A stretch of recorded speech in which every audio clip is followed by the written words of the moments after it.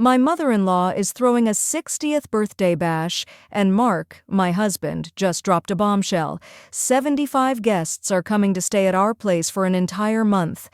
He expected me to be thrilled, but I simply finished my coffee in silence. I grabbed my suitcase and walked out. An hour later, my phone exploded with his panicked screams. "My mom's card declined. Why did you freeze the account?"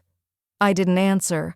I just let him sink into the reality he created.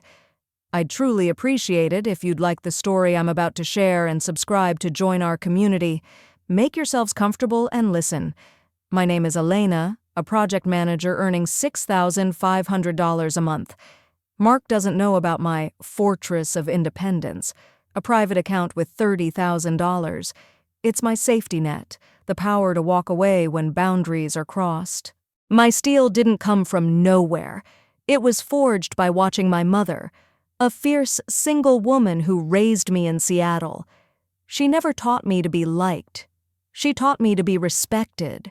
She always said, "Elena, respecting yourself is far more vital than having others like you. Never trade your dignity for approval." I carried those words like a shield. When a college professor tried to hand me an unfair grade, I didn't cry. I marched into the dean's office with receipts and demanded justice. When my former boss tried to blame me for a colleague's blunder, I didn't stay silent. I pulled up the email logs and exposed the lie. I have never backed down from a bully, whether in a hallway or a boardroom. I understood that if you let someone overstep once, they will trample you forever.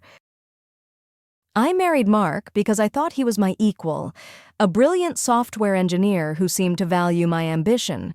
We even bought a beautiful condo together on the North Shore, a place that was supposed to be our sanctuary. But as the honeymoon phase evaporated, a dark reality emerged.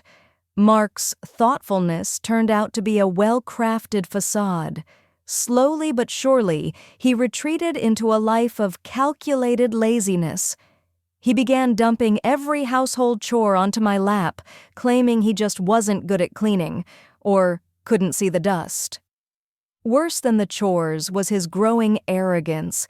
He started making major executive decisions for our lives without even glancing my way for an opinion. I was no longer a partner. I was becoming a silent background character in my own marriage, watching my respect for him slowly wither away. The tension finally boiled over during two major incidents that I couldn't ignore. One Friday, I returned home bone-tired after a brutal week, only to find Mark's buddies taking over my living room with beer and loud music. He hadn't said a word to me. I didn't scream. I simply told him they had 5 minutes to leave, or I was gone. He saw the cold fire in my eyes and sent them packing. Months later, he did it again, buying 2 expensive, non-refundable gym memberships without asking, thinking he was saving us money. I stood my ground, forcing him to call and fight for a refund right in front of me. I looked him dead in the face and delivered my ultimatum. "The next time you ignore my voice, Mark, I won't argue. I'll just pack my bags and disappear." Then came Sharon, my mother-in-law, a woman who treats her every whim like a royal decree. As her 60th birthday approached, she demanded a spectacle. She mapped out a lavish gala with a price tag of $12,000, including a 5-star venue and live entertainment. It was absurd. Why was I expected to fund a massive party for dozens of strangers I'd never even met? Mark cornered me, pleading that his mother deserved this one-time milestone.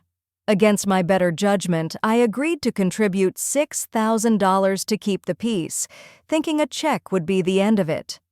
I was wrong. I thought I was buying silence, but I was actually funding the beginning of my own nightmare.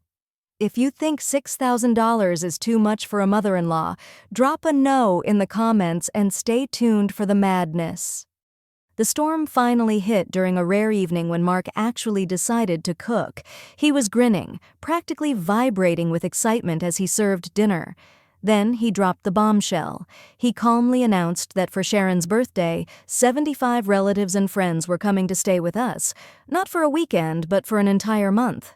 He called it a family bonding experience, a chance to follow a rigorous sightseeing schedule Sharon had meticulously planned. My jaw nearly hit the floor. We live in a 2-bedroom condo, not a hotel. He was talking about 75 people invading our private sanctuary, turning my life into a chaotic 24/7 hospitality service for people I barely knew. He didn't even ask. He spoke as if it were already a settled fact, completely ignoring the boundary I had drawn months ago. Mark started mapping out the floor plan with terrifying enthusiasm, as if he were organizing a fun summer camp instead of a disaster.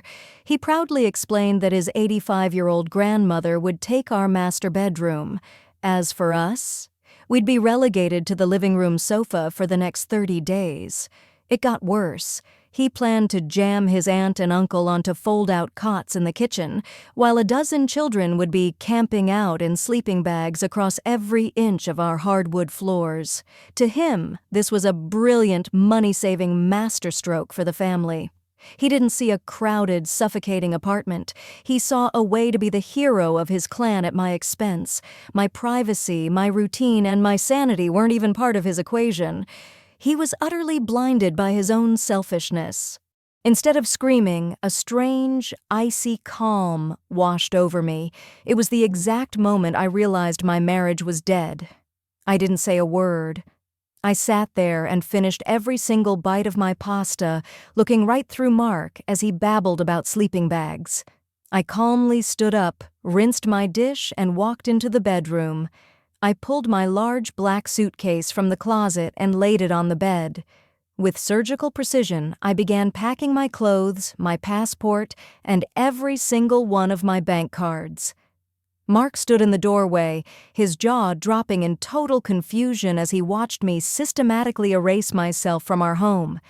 He asked what I was doing, but I offered him nothing but the sound of a zipper closing. The silence was deafening, and for the first time, I felt free. Instead of screaming, a strange, icy calm washed over me. It was the exact moment I realized my marriage was dead. I didn't say a word. I sat there and finished every single bite of my pasta, looking right through Mark as he babbled about sleeping bags. I calmly stood up, rinsed my dish, and walked into the bedroom. I pulled my large black suitcase from the closet and laid it on the bed. With surgical precision, I began packing my clothes, my passport, and every single one of my bank cards.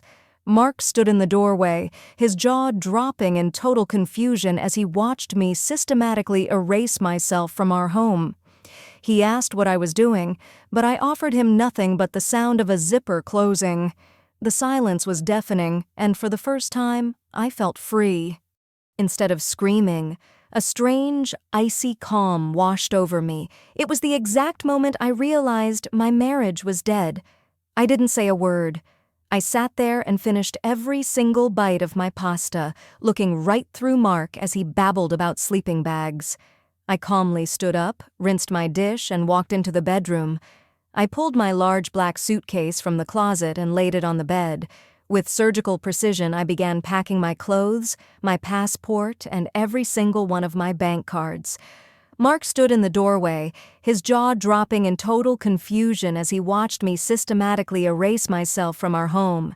He asked what I was doing, but I offered him nothing but the sound of a zipper closing. The silence was deafening, and for the first time, I felt free.